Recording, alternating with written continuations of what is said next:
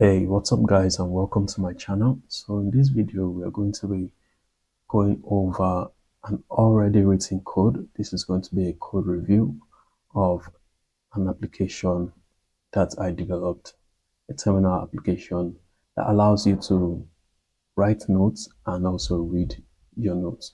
So it's like a text-based diary application.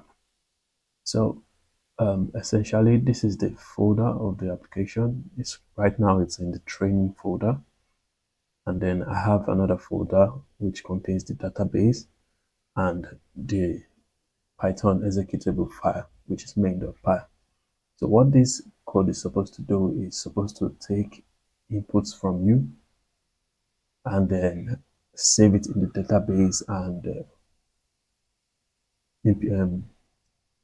and also allow you to request those information later in the future. So I'll just be going over the code. So first, this is just a comment. I'm going to import SQLite 3. This is the SQLite 3 module, which comes with Python. It allows us to store information using SQLite database, very simple and easy. I'm going to import a module also called OS. So now the first function states that we are going to connect to the DB. So this function allows me to create a directory if it does not exist relative to the project folder, working directory. So create a directory in that folder called DB, as you can see here. And if it exists, then no issues. That's what this line does. But if it doesn't, it will create the directory.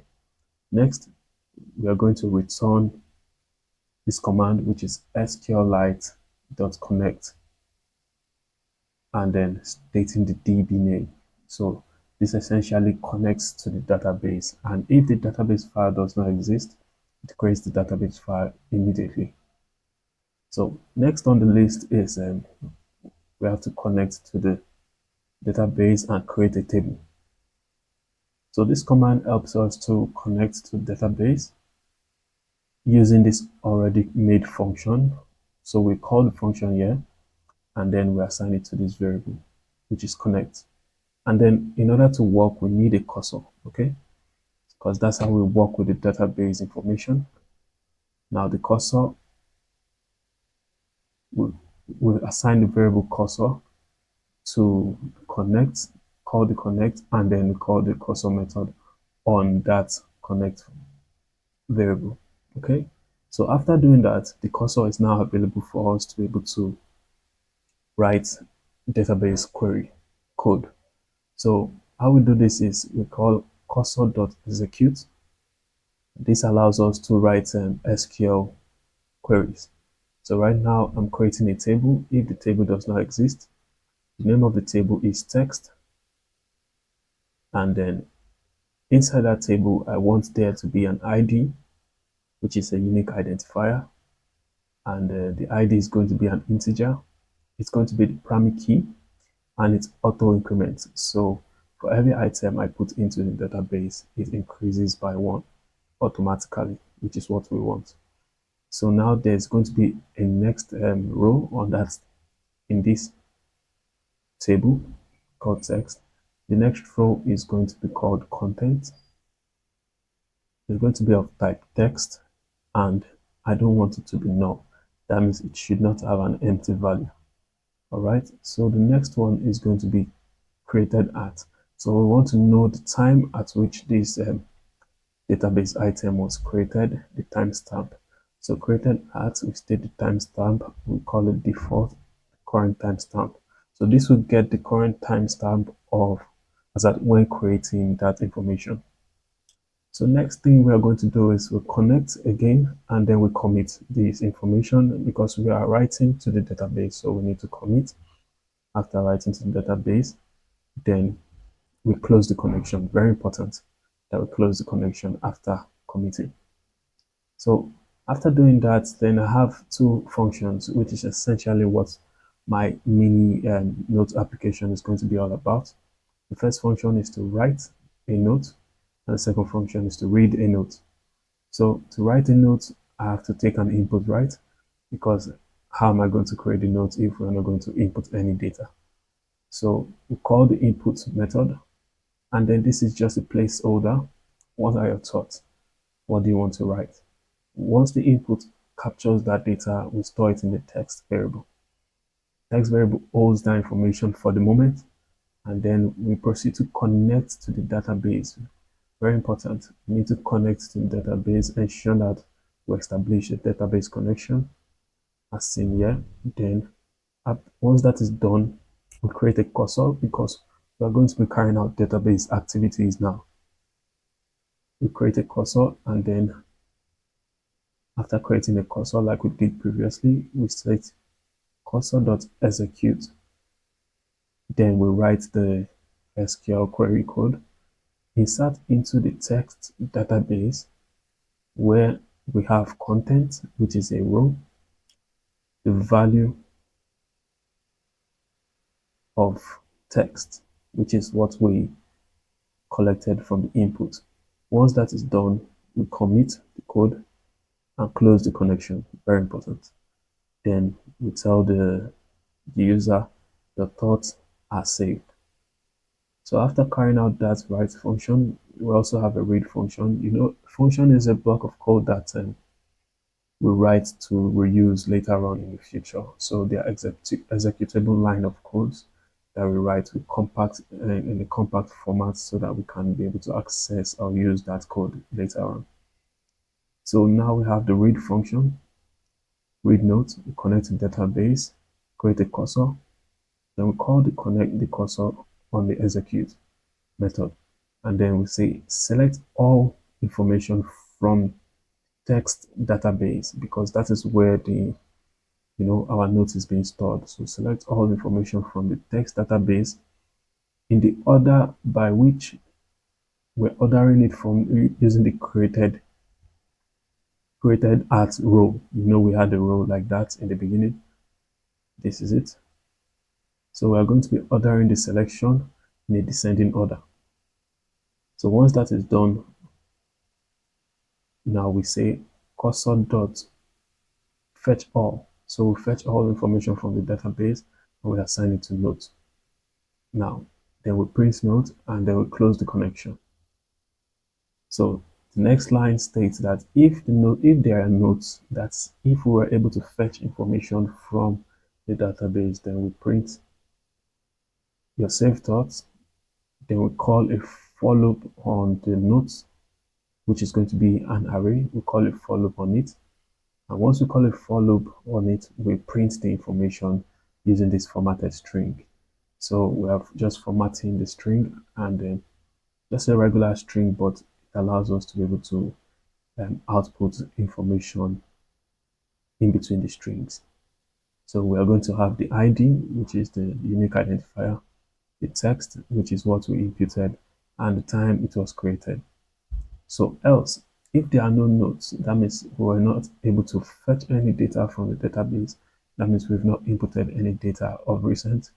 Then just print no thoughts saved yet because we have not made any input. So next, we move on to the main line of the code, which is the main show. So we define the main function, and then we call the create text database.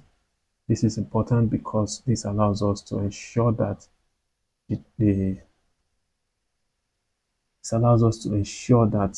we create a connection, and it's going to call this one, so it allows us to ensure the database exists already.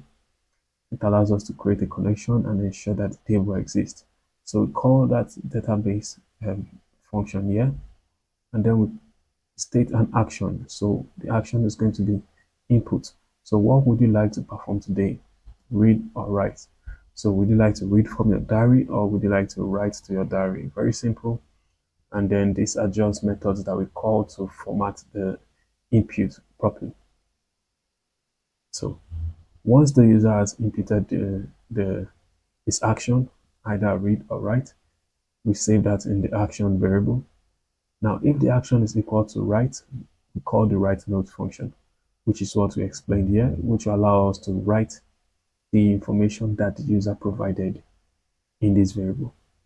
So else if the action that the user stated is read, call the read function, which allows us to read all the information that is existing in the database.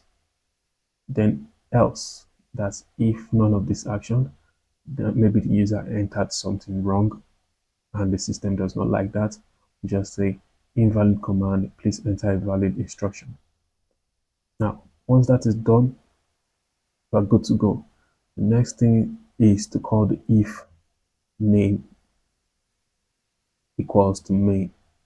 So this line of code allows us to check where this Python file is being run.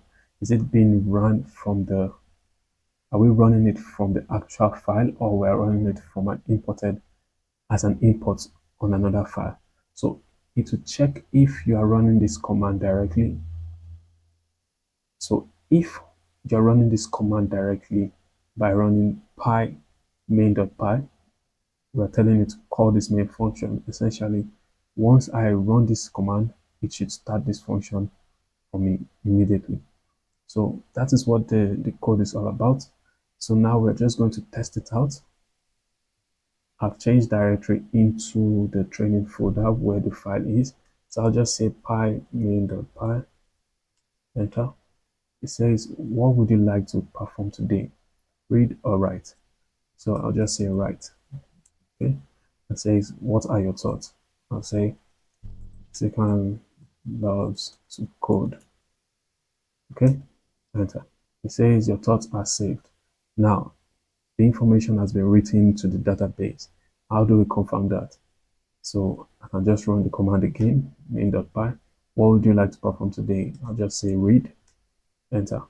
So now you can see it gives us the information, your saved thought. So the most recent information that was inputted in the database is this. Tikan loves to code, and it was created today at this time. And these are the other information that I wrote previously in the database. And as you can see, it is arranging them in a descending order from the most recent to the least recent, using the created at date as we stated in the SQL format here, stating it to give me the information in a descending order. So that's it. What it is. It is just a very simple command, simple code that allows us to be able to read and write information into our imaginary diary. So you can test this code out and let me know what you think. It's just a very nice way of practicalizing your understanding of Python and SQL, and be able to, write information into a database and also read information into from the database to display to the user.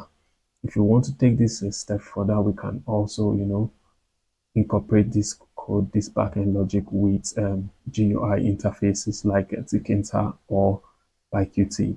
Okay, that's it for now. Thank you so much for watching, and I hope to see you in the next video. Please subscribe for more content like this. Peace out.